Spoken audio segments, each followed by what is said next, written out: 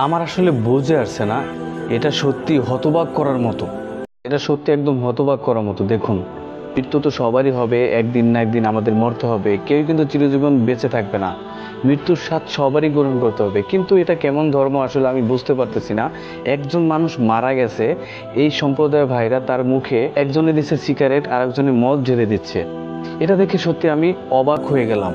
এটা কি ধরনের আচরণ? একটা মানুষ মারা গেছে, তাদের ধর্মের চিতায় তাদেরকে পুড়িয়ে ফেলা হয়, হিন্দুদের মানে নিলাম পুড়িয়ে ফেলা হয়। ভাই, এটা কেমন আচরণ যে লোকটা মারা গেছে তার মুখে মদ ঢেলে দেওয়া হচ্ছে, কেউ এসে তার মুখে সিগারেট ধরাই দিচ্ছে।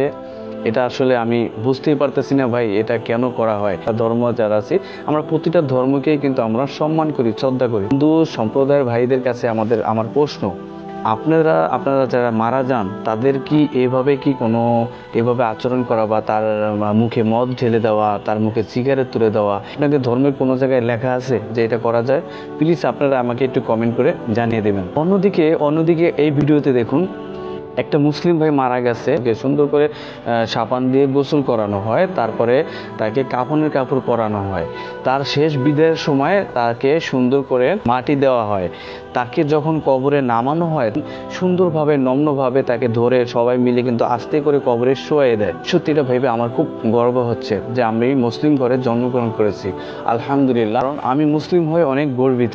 আপনারা বেশি বেশি করে এই ভিডিওটি শেয়ার করে দেবেন।